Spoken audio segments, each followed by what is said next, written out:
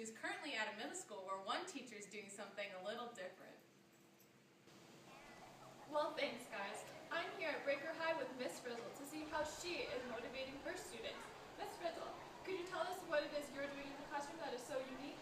Absolutely. So, like a lot of teachers, I was having a difficult time getting my students engaged. I therefore took it upon myself to come up with a more creative way to study literature.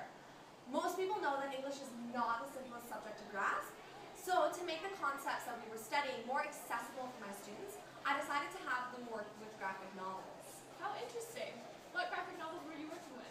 Well, because this is a grade 7 English class, Alberta curriculum dictates that students aren't actually allowed to study Shakespeare in original text.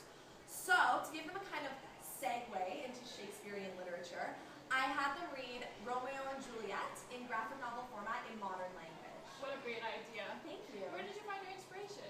Oh, I read this amazing article recently by Paula Griffith entitled Graphic Novels in the Secondary Classroom and School Libraries. I loved it.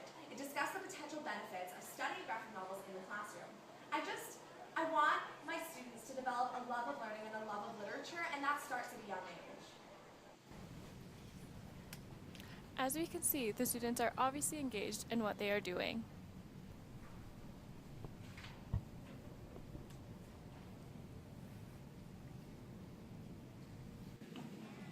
So what did you think of graphic novels? Oh, I loved it. I was so excited to study Shakespeare. Did you get anything out of this activity? Yeah, it was really fun. I think I learned a lot about the story more from the pictures. Well, there you have it. Romeo and Juliet is quite a lofty text to read, but I think this teacher picked the right poison for her students. To be or not to be, I think these students would say to be. Back to you, Regis.